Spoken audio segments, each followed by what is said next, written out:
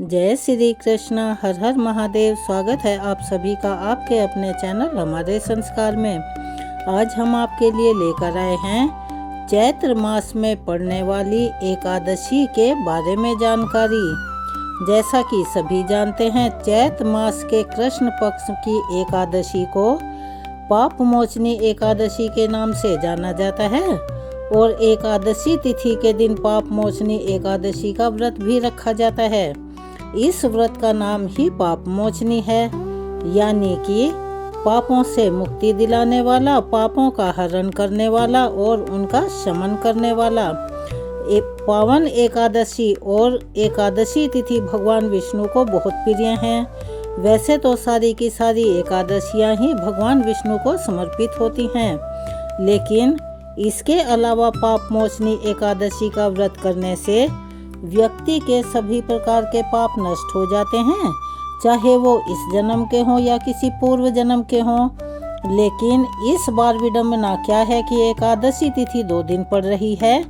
ऐसे में उलझन बनी हुई है कि गृहस्थ जनों को एकादशी का व्रत किस दिन रखना चाहिए और जो अन्य लोग हैं, चाहे वो इस्कॉन समुदाय से जुड़े हुए हों या जिन्होंने दीक्षा ले रखी हो, उन लोगों को एकादशी का व्रत किस दिन रखना है।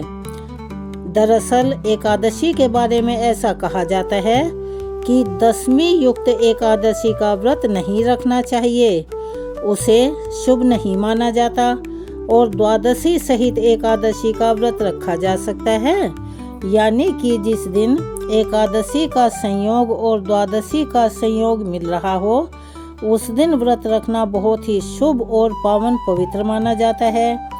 तो इस बार चैत्र मास की पाप मोचनी एकादशी के दिन एक बहुत ही दुर्लभ संयोग बन रहा है, क्योंकि इस दिन मीन संक्रांति का पर्व भी है।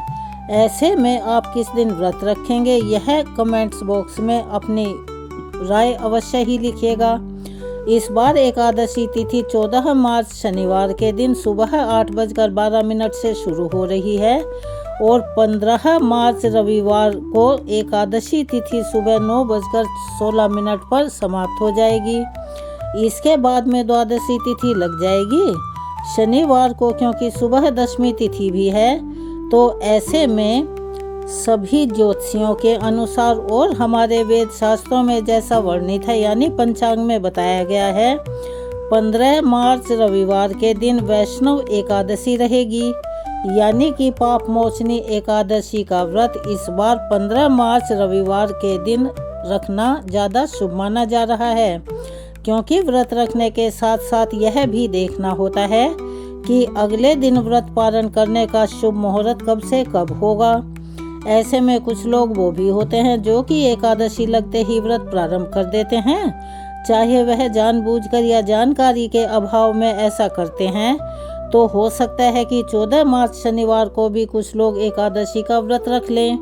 तो हम आपको यह बताना चाहते हैं कि रविवार के दिन सुबह से लेकर दोपहर के बाद तक हरिवासर का समय भी रहेगा और हम अपनी हर वीडियो में आपको ऐसा बताते हैं कि जब तक हरिवासर का समय रहता है एकादशी का व्रत नहीं खोला जाता, यानी उसका पारण नहीं किया जाता। रविवार के दिन ब्रह्म मुहूर्त सुबह 5:02 से 5:50 तक रहने वाला है और सूर्य उदय होगा सुबह 6:39 पर, सूर्यास्त शाम को 6:32 पर और इस दिन परिघ योग भी सुबह बन रहा है, जो कि 10:25 तक रहेगा। बाद में शिव योग शुरू होगा। राहु काल सुबह 4:30 से 6 बजे तक रहेगा। राहु काल वह काल होता है जिसमें कोई भी शुभ और मांगलिक कार्य नहीं किया जाता। यह हम हर बार आपको बताते हैं, इस चीज़ का अवश्य ही ध्यान रखिएगा। और सुबह की पूजा का मुहूर्त रहेगा सुबह 5:19 से 6:31 तक। और अगर बात करें शाम की पूजा के मुहूर्त का, तो आप शाम को 6:27 से लेकर 7:41 तक पूजा कर सकते हैं।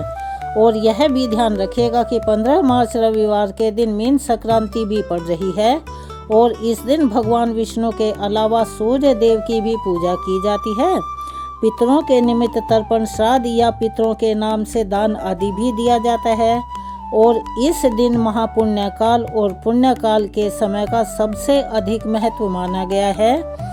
इन 2 समयों में किए गए शुभ कार्य या दान इत्यादि पूजा पाठ संबंधी कार्यों का अक्षय गुना पुण्य प्राप्त होता है।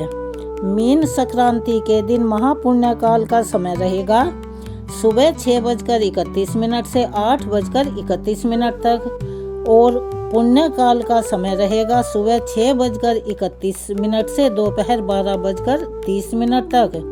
यानी कि यह जो समय है यह आप पितरों के नाम से पूजा, दान, तर्पण, श्राद्ध इत्यादि कोई भी शुभ कार्य या उनके निमित्त पूजा पाठ आदि जो आप कराना चाहते हो, श्री सत्यनारायण भगवान की कथा या पाठ करना हो तो आप निसंदेह करा सकते हैं।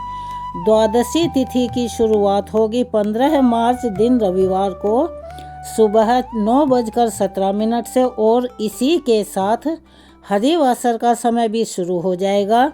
द्वादशी तिथि का समापन 16 मार्च सोमवार के दिन सुबह 9:41 पर होगा और 16 मार्च सोमवार को ब्रह्म मुहूर्त का समय सुबह 5:01 से 5:39 तक रहेगा। सूर्य उदय होगा 6:38 पर और सूर्यास्त होगा 6:32 पर। इस दिन शिव योग सुबह 9:36 तक रहेगा। उसके बाद में सिद्धि योग प्रारंभ हो जाएगा और राहु काल सुबह 7:30 से 9 बजे तक रहने वाला है। इस बार सोमवार के दिन प्रदोष भी पड़ रहा है जिसे सोम प्रदोष कहा जाता है, जिसकी हमने अपने चैनल पर अलग से वीडियो अपलोड कर दी है। आप अगर देखना चाहें तो देख सकते हैं। और हम आपको बता दें कि द्वादशी लगते ही हरिवासर का समय शुरू हो जाता है और जो समय आज शुरू हुआ है वह 15 मार्च रविवार को शाम 4 बजे तक समाप्त होगा। अगर आपने शनिवार के दिन व्रत रखा है तो रविवार को शाम 4 बजे के बाद ही आप अपने व्रत का पालन कर सकते हैं।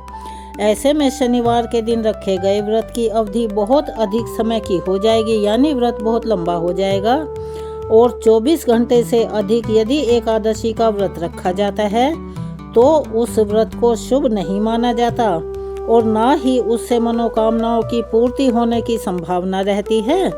पाप मोचनी एकादशी व्रत का पारण 16 मार्च दिन सोमवार को सुबह 6:30 से 8:54 के बीच में आपको कर लेना चाहिए।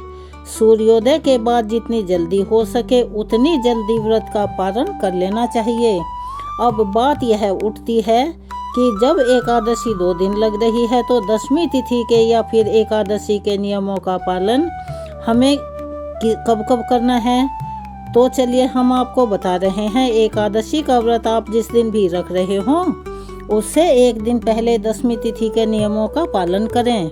लेकिन शनिवार को सुबह से एकादशी भी लग रही है तो एकादशी लगने के बाद से तुलसी के पत्ते नहीं तोड़े जाते हैं और ना ही तुलसी के पौधे में जल अर्पित किया जाता है। और मीन संक्रांति के दिन भी ना तो तुलसी जी में जल अर्पित किया जाता है, ना ही तुलसी को छुआ जाता है और ना ही तुलसी के पत्ते तोड़े जाते हैं। तो ऐसे में व्रत रखते समय या व्रत का पालन करते समय आपको इस बात का विशेष ध्यान रखना है कि अगर आप निश्चित समय पर पत्ते ना तोड़ पाएं जो तुलसी के पत्ते अपने आप ही पीले होकर गिर जाते हैं यानी झड़ जाते हैं, आप उन्हें उठाकर उनसे अपना काम चला सकते हैं। क्योंकि तुलसी के पत्र काफ़ी लंबे समय तक बासी नहीं होते, उन्हें भगवान को अर्पित किया जा सकता है, तो आप उनसे अपनी पूजा में इस्तेमाल कर सकते हैं। यह थी आज की जानकारी। आपको कैसी लगी कमेंट्स बॉक्स में अवश्य ही बताएं और इस वीडियो को आप जितना शेयर कर सकते हैं प्लीज़ उतना शेयर कीजिएगा। चैनल पर नए हैं तो चैनल को सब्सक्राइब करें, वीडियो को लाइक करें, ज़्यादा से ज़्यादा शेयर करें, बेल आइकन को भी अवश्य ही दबाएं। कमेंट्स बॉक्स में जय श्री कृष्णा हर हर महादेव लिखना ना भूलें। अपना प्यार और सहयोग हमें ऐसे ही प्रदान करते रहें। मिलते हैं अगली वीडियो में। कुछ और नई जानकारियों के साथ। तब तक के लिए जय श्री कृष्णा, राधे राधे, हर हर महादेव। धन्यवाद।